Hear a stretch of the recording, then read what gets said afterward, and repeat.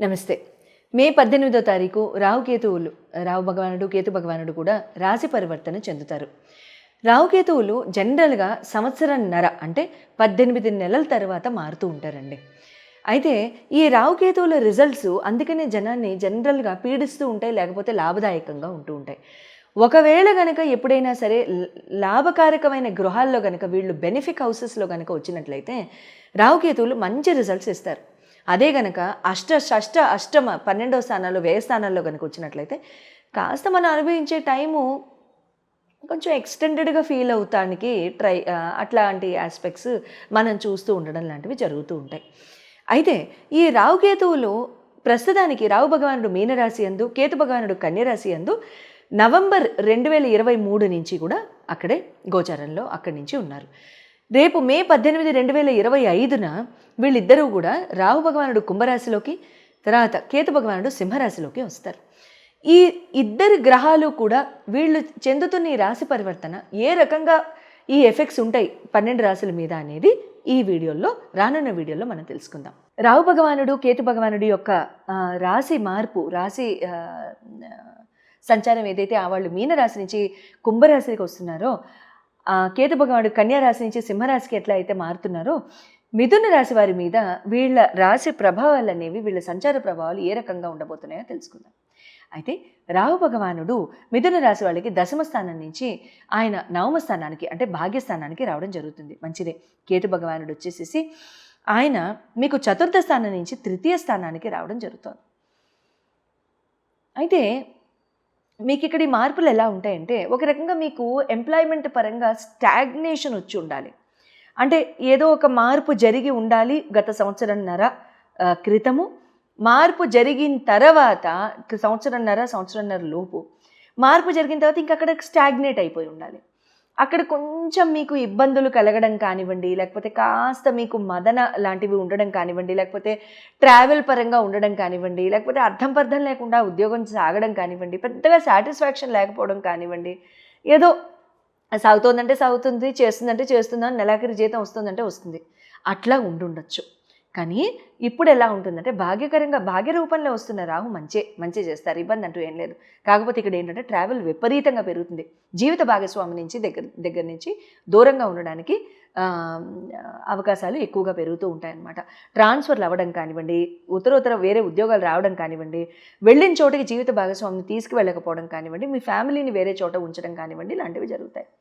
తర్వాత ఇక్కడ foreign land visits కూడా అప్పుడప్పుడు రావడం జరుగుతూ ఉంటాయి అన్నమాట. లాసెస్ అవ్వడం జరుగుతూ ఉంటాయి. ప్రయాణ ఖర్చులు విధానంగా పెరగడం జరుగుతూ ఉంటాయి. ఒక్కొక్కసారి 1కి 4 ఖర్చులు రావడం జరుగుతూ ఉంటాయి. అది జీవిత భాగస్వామి హెల్త్ రీత్యా అవనివ్వచ్చు, పార్ట్నర్ హెల్త్ పాడవడం కానివ్వండి, రకరకాల టెస్టులు చేయించుకోవాల్సిన అవసరం రావడం కానివ్వండి, మదన కొద్దీ, భయాన్ని కొద్దీ, యాంగ్జైటీ కొద్దీ చేయించుకునే టెస్టులు కానివ్వండి, ఇలాంటివి జరుగుతూ ఉంటాయి.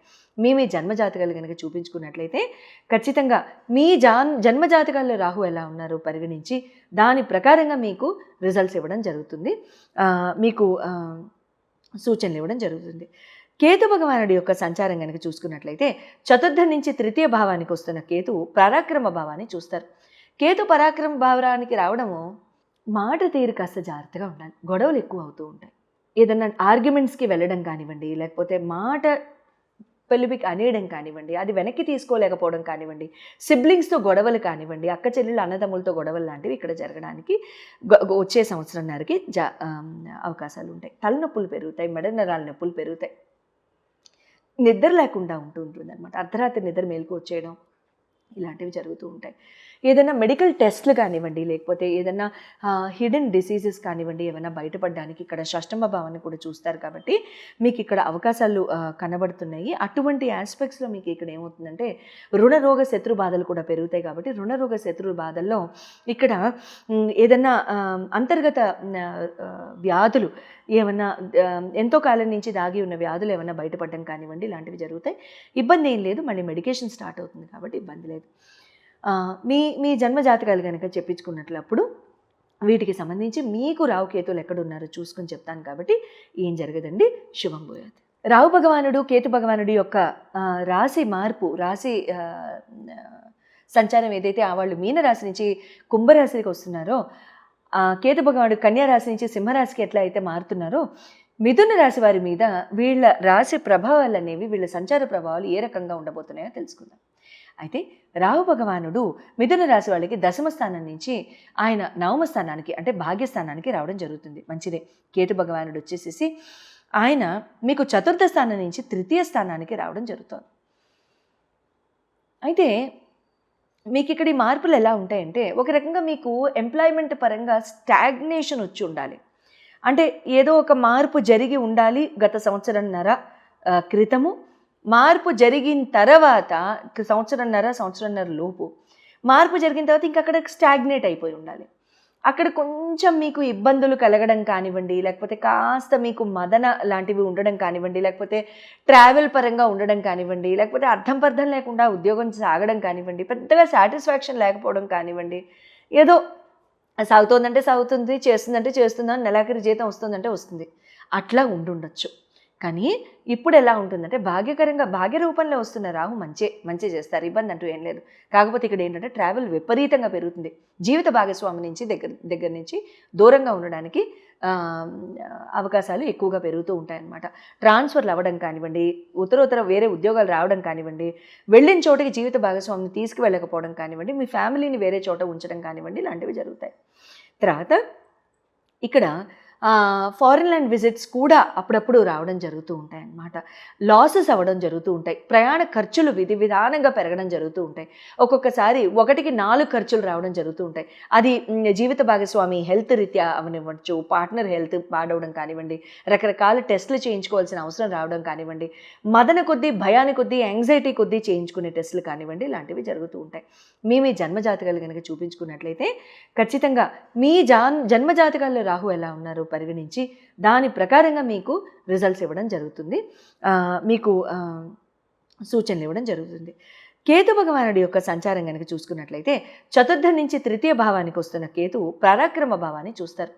కేతు పరాక్రమ భావానికి రావడము మాట తీరు కాస్త జాగ్రత్తగా ఉండాలి. గొడవలు ఎక్కువ అవుతూ ఉంటాయి. ఏదన్నా ఆర్గ్యుమెంట్స్కి వెళ్ళడం కానివ్వండి, లేకపోతే మాట పెళ్ళికి అనేయడం కానివ్వండి, అది వెనక్కి తీసుకోలేకపోవడం కానివ్వండి, సిబ్లింగ్స్తో గొడవలు కానివ్వండి, అక్క చెల్లెళ్ళు అన్నదమ్ములతో గొడవలు లాంటివి ఇక్కడ జరగడానికి వచ్చే సంవత్సరంన్నరకి అవకాశాలు ఉంటాయి. తలనొప్పులు పెరుగుతాయి, మెడ నరాల నొప్పులు పెరుగుతాయి, నిద్ర లేకుండా ఉంటుంది అనమాట. అర్ధరాత్రి నిద్ర మేలుకు వచ్చేయడం ఇలాంటివి జరుగుతూ ఉంటాయి. ఏదైనా మెడికల్ టెస్ట్లు కానివ్వండి, లేకపోతే ఏదైనా హిడెన్ డిసీజెస్ కానివ్వండి, ఏమైనా బయటపడడానికి ఇక్కడ షష్టమ భావాన్ని కూడా చూస్తారు కాబట్టి మీకు ఇక్కడ అవకాశాలు కనబడుతున్నాయి. అటువంటి ఆస్పెక్ట్స్లో మీకు ఇక్కడ ఏమవుతుందంటే రుణరోగ శత్రు బాధలు కూడా పెరుగుతాయి. కాబట్టి రుణరోగ శత్రు బాధల్లో ఇక్కడ ఏదైనా అంతర్గత వ్యాధులు ఏమన్నా ఎంతో కాలం నుంచి దాగి ఉన్న వ్యాధులు ఏమైనా బయటపడడం కానివ్వండి, ఇలాంటివి జరుగుతాయి. ఇబ్బంది ఏం లేదు, మళ్ళీ మెడికేషన్ స్టార్ట్ అవుతుంది కాబట్టి ఇబ్బంది లేదు. మీ జన్మజాతకాలు కనుక చెప్పించుకున్నట్లప్పుడు వీటికి సంబంధించి మీకు రావుకేతులు ఎక్కడున్నారో చూసుకొని చెప్తాను కాబట్టి ఏం జరగదండి. శుభం భూయాత్.